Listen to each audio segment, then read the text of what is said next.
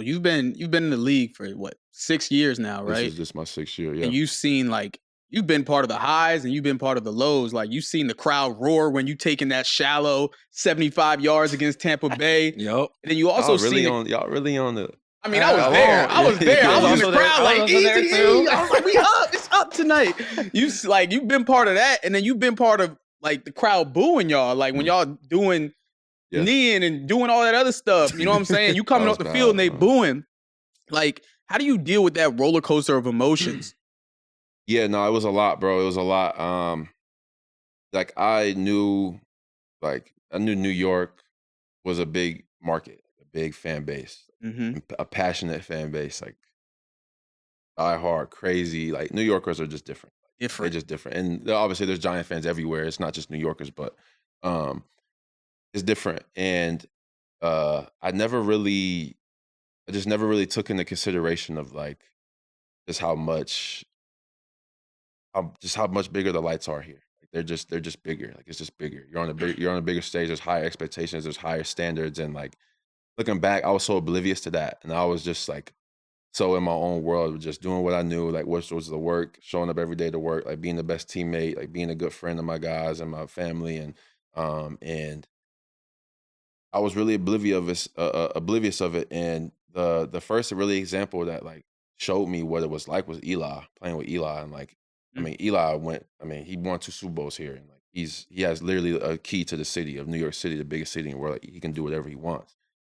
But like just the just when he was struggling and having bad games or like throwing picks or just having a bad moment, like they were killing him. Yeah, it's like They were they killing him. memory was so short. They Sure. forget all the good stuff you did, and they quick to throw you under the They were bus. killing him, and like I'm the rookie, like I'm like this bright spot in the my season, because my rookie Mm-hmm. year was bad. Like we lost, Odell got hurt, everybody got hurt. Yeah. Like it was just Shit crazy. it was a shambles. We was in shambles. Eli showed up showed up to work the same guy every single day. Like no matter what was in the paper, no matter what was being talked about, no matter what was being said about him, he showed up the same way every single day. And like that was like the first time that like I actually realized where I was at with the performance of like when you do good, they love you. When you do bad, like they gonna let you know. And they gonna 100%. like they're not gonna let you forget either. Mm. They love you, they hate you, they love you again. Like that's just what it is. And so Right. like that was like my first like wake up call to that, was like experience seeing him go through some of the stuff he did. Like it wasn't his fault. Like we didn't have a good O line, and like obviously towards the end of his career, like he wasn't moving like that. Yeah. Like but just the way he carried himself every single day in the midst of all that, like he got benched that year, and like Yep. for a G, it was a whole thing, bro. It was nuts. Just seeing him how he operated, bro. I give every time somebody asking me like who was the first like vet that I like noticed and like really followed and had respect for and kind of took after, and it was him. Like it was so cool to see how he just was the same guy every single day, no matter what he was going through. So like that was kind of my wake up call to it. And then um I started dealing with some injury stuff. And like Yeah. obviously when you get hurt, like I'm not purposely trying to get hurt.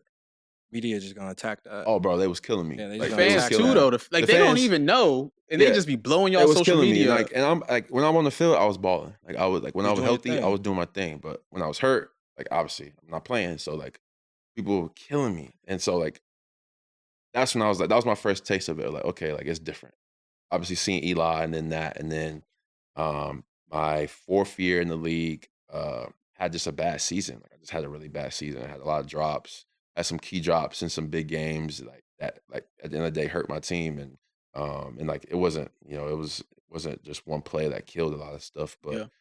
I had a bad season and Right. they killed me.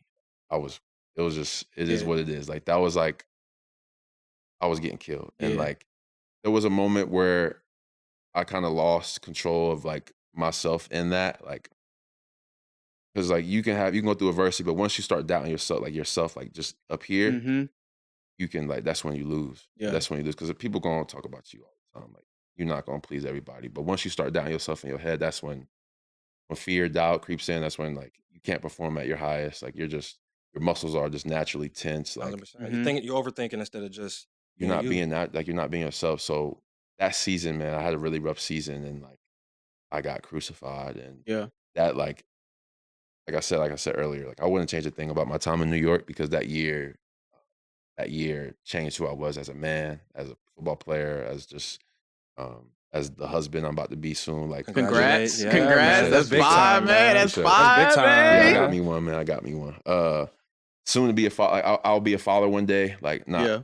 we're not expecting, but eventually, eventually I'm gonna be a dad. Like, so, like you said, like everything happens for a reason, good or bad. Like, I went through Yeah. a lot of bad shit that put me to where I am now mentally.